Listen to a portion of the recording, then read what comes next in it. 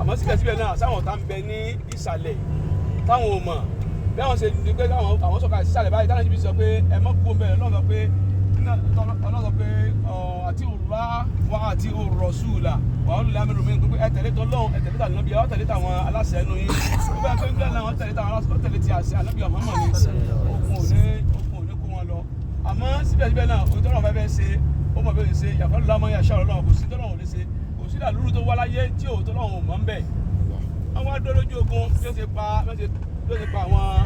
àwọn sẹ́dínà alí àsẹ́dínà amúsàtà àti sẹ́dínà gbọ́ àwọn ẹ̀tọ́ tẹ̀lé ànábì wa Muhammad wálé ibi tí wọ́n á sin wọ́n sí ibẹ̀ ni à ń lọ yìí tábà wá débẹ̀ ẹlẹ́kẹ́ tọrọ owó ń bẹ̀ ẹlẹ́kẹ́ tọrọ ọmọ ń bẹ̀ á máa ṣàdúrà fún gbogbo àwọn tí wọ́n sùn sójú ìjà wípé salamu aleikum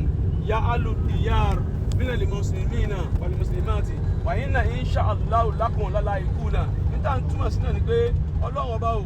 foríjì gbogbo àwọn tó ti lọ yìí bá wa kẹ́ wọn bá wa ṣàánú wọn yóò gbé dàgbà mọ̀ tí ó ń gbé dìde ní ìjọ ẹgbẹ́ nílé.